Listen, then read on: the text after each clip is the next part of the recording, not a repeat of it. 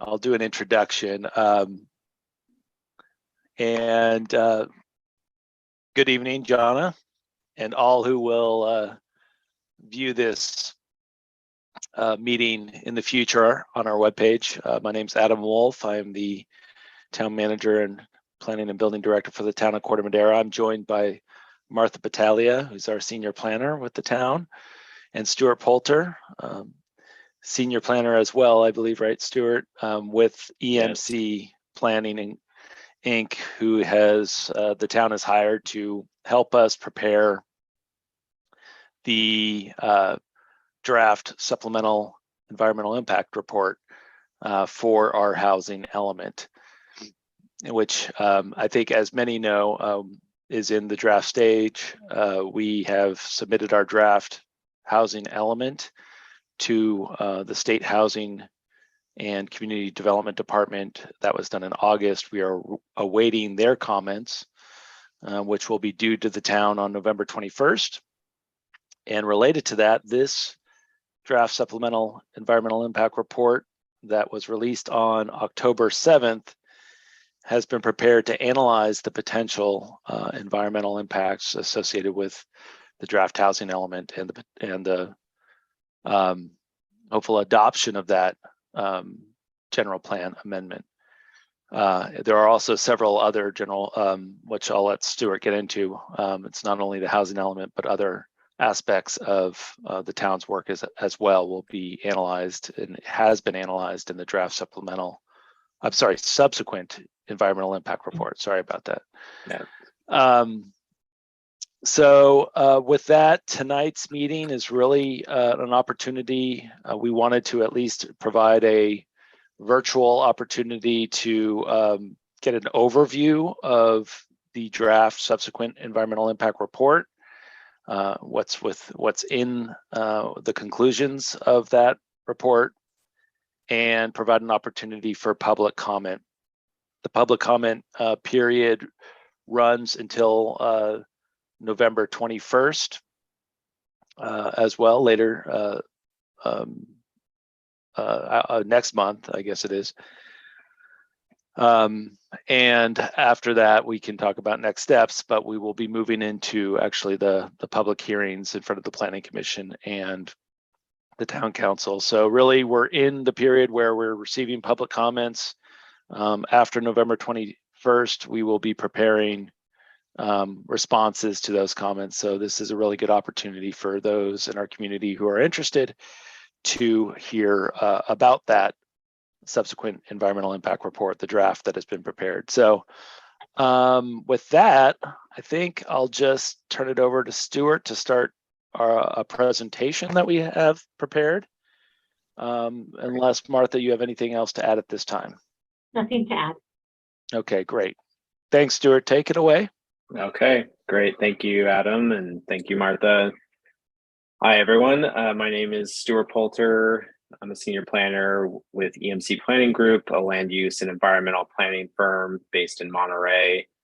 EMC, on behalf of the town, has prepared a subsequent environmental impact report to evaluate the environmental impacts of updates to the town's housing, land use, and safety elements, along with municipal code updates, a project pursuant to the California Environmental Quality Act, or CEQA.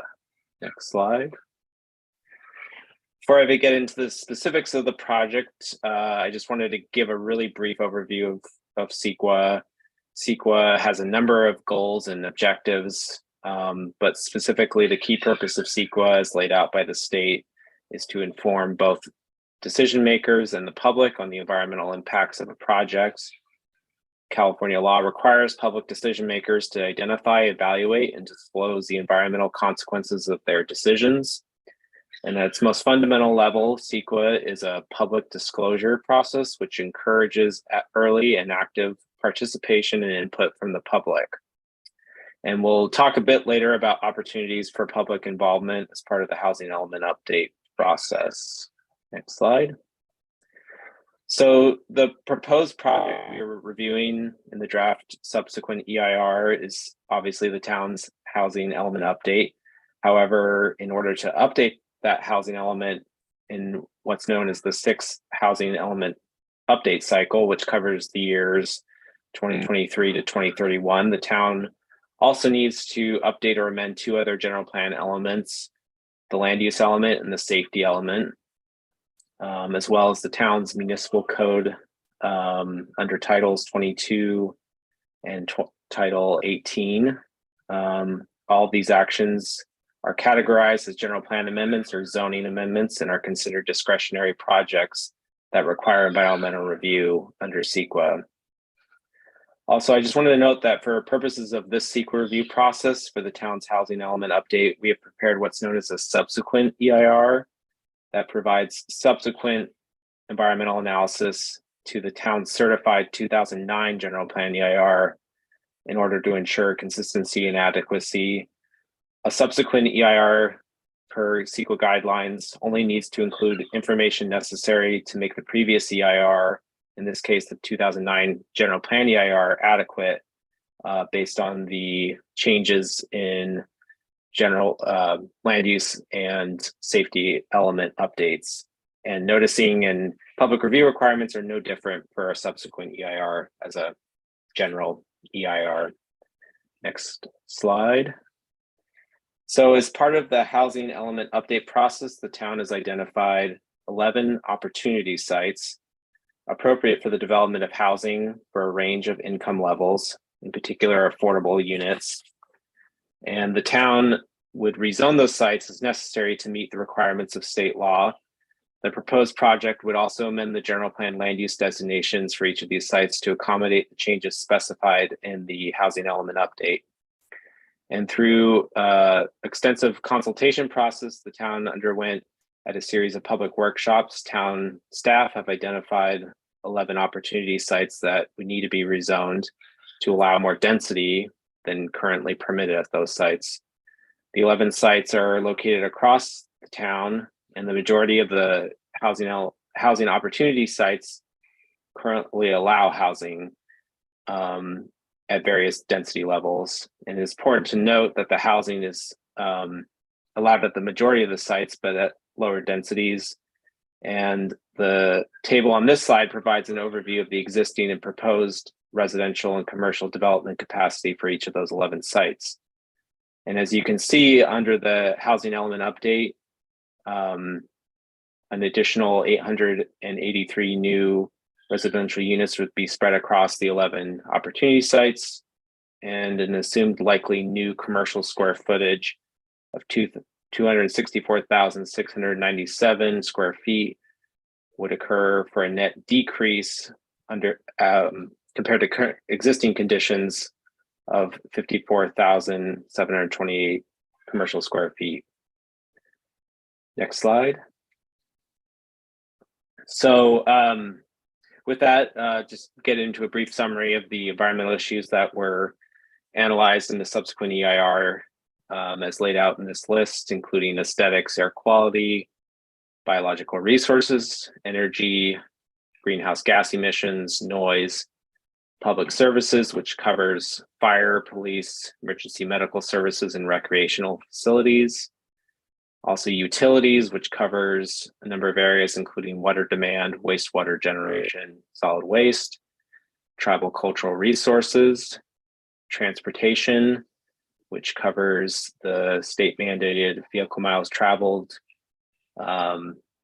analysis, as well as wildfire hazards. And as you'll note throughout this presentation, but just wanted to mention it up front, all of the significant impacts that were identified in the subsequent draft house or EIR have been determined to be mitigated to a less significant level. And I'll go into a little more detail on some of those topics in the next slides. So with that, I just wanted to call to your attention a few topic areas covered in the draft subsequent EIR that were determined to create potentially significant impacts, including visual resources and aesthetics covered in section 5. And each of these slides will have a brief list of some of those impact areas. And I would just invite the public to review those sections, and you can read further detail, but this is just kind of a brief overview. In addition, in section 6 is air quality. Section 7 is biological resources. And again, all of these, the impacts identified, which are all listed under each of these topics, have been determined to be mitigated to a less than significant level with implementation of identified either existing general plan policies and implementation programs or proposed housing element policies and implementation programs. And in a few instances, some mitigation measures that have been identified to further mitigate those impacts. Next slide. And just continuing on, just some other sections to note with potentially significant impacts. Section 10 covers noise impacts across transportation, stationary, and construction noise increases as a result of the project, as well as section 11, which covers public services from public fire protection and emergency medical services to recreational facility service impacts. And again, all of those impacts were determined to be less than significant through policy and mitigation. Next slide. Next slide addresses utilities, which covers a number of areas, including water, wastewater, and solid waste. The purpose of our analysis here was to determine if water, wastewater disposal, and solid waste disposal providers can accommodate build out under the housing element update, or if new or physically altered facilities are required, or for example, if additional water supplies are required. Ultimately, it was determined that all impacts associated with these utilities were mitigatable. Additionally, it should be noted that the Marin Municipal Water District will be required to evaluate and mitigate the impacts of implementing water supply alternatives, and that it is at this time too speculative to determine all those impacts until the water district updates their urban water management plan and identifies some additional water supply alternatives. Also, it is important to note that for all the future housing projects under the housing element update, each of those individual projects would be required to provide a will serve letter from the water district. And then additionally, just wanted to also just call out two other sections: tribal cultural resources, which covers potential impacts due to the accidental discovery of sensitive tribal cultural resources for which mitigations were identified, as well as transportation under section 14, which covers transportation impacts using what's known as vehicle miles traveled, or VMT. The vehicle miles traveled method is it's a relatively new way that the state requires projects be evaluated with metrics that support the reduction of greenhouse gas emissions, development of multimodal transportation networks, and diversification of land uses. The draft subsequent EIR identified the project VMT associated with build out under the housing element update and determined that impacts were potentially significant using the methodology that's provided by the state. However, the project's VMT contribution was determined to be mitigated to a less than significant level with a mitigation measure, which requires a residential travel demand management plan with VMT reducing measures. Next slide. Finally, per CEQA requirements, the draft subsequent EIR is evaluated several project alternatives in section 17 to identify possible alternatives to further mitigate project impacts. 3 alternatives identified were the no project alternative, which evaluates maintaining the status quo under the adopted housing element and general plan. Alternative 2 is what we termed the no buffer alternative, which evaluated development under the housing element update minus the HCD recommended 20% residential buffer, and therefore only implementing the HCD identified 725 units targeted for Corte Madera. And finally, a 20% buffer alternative, which proposes a reduction in the total residential unit proposed as included in the proposed project to match the 20% buffer total of 870 units. CEQA also requires that the town identify the environmentally superior alternative, which was identified as either the no project or the no buffer alternative 2 scenario. However, the no project alternative is not legally feasible given that it does not meet the state mandated housing target for the town, and the no buffer alternative does not comply with the state's a state law, which is called the no net loss law, which ensures development opportunities remain available throughout the planning period, in this case, the 6th housing cycle, to accommodate the jurisdiction's RHNA, especially for lower and moderate income households. Under the no net loss law, a jurisdiction must maintain adequate sites to accommodate its remaining unmet RHNA by each income category at all times throughout the entire planning period. In addition, the jurisdiction may not take any action to reduce a parcel's density unless it makes findings that the remaining sites identified in its housing element sites inventory can accommodate the jurisdiction's remaining unmet RHNA by each income category, or if it identifies additional sites so that there is no net loss of residential unit capacity. Next slide. The draft subsequent EIR is now complete and has been released for public review for a required 45-day public review period, which started on October 7th. The draft subsequent EIR and appendices are available for public review, both at Town Hall and on the town's housing element update website noted here. Verbal comments will be accepted tonight. However, written comments are encouraged and will be accepted until Monday, November 21st by 5 p.m. Please direct your written comments to Martha Battaglia at the town at the address noted on this slide or at her email address. Next slide. Next, this slide just provides a brief overview of the overall CEQA and housing element update timeline.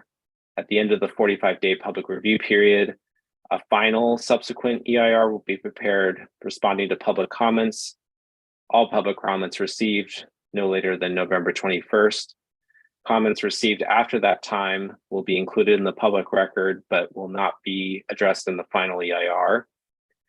Once the final subsequent EIR has been completed, which is anticipated to be by December, the Town Planning Commission will consider the housing element update and the final subsequent EIR before making a recommendation to Town Council to certify the final subsequent EIR as adequately prepared pursuant to CEQA prior to making decision on the housing element update, which is anticipated to occur sometime in January, as this slide highlights. And this slide just provides a brief overview of the overall housing element update process and how the CEQA review process fits into that overall timeline. As you can see, currently we're in the 45-day public review period, and the housing element itself is being reviewed by HCD at the same time. So with that, I'll turn to the next slide, and that concludes my overview of the environmental review process. So I'll turn it back over to Martha, but at this time, we will be taking public comments on the draft subsequent EIR, and I can address any comments on or questions on the CEQA process. However, just to clarify, for this meeting, we will not be addressing any specific questions on the analysis of the draft subsequent EIR. We will just be taking verbal comments, and all comments will be considered and addressed in the final subsequent EIR. Thank you, Stuart. It looks like we have a couple participants. If anyone has comments, you can raise your hand and I will unmute you, and you'll have the opportunity to provide your comments this evening, which, as Stuart mentioned, will be responded to in the final EIR, subsequent EIR. John or Patty, any questions or comments you'd like to make? I'm just going to allow you both to talk in case you want to speak. No, looks good to me. Thanks. Okay. At least just say hello. That's good. Good to see you, Patty. And you both. John, any comments for you or questions?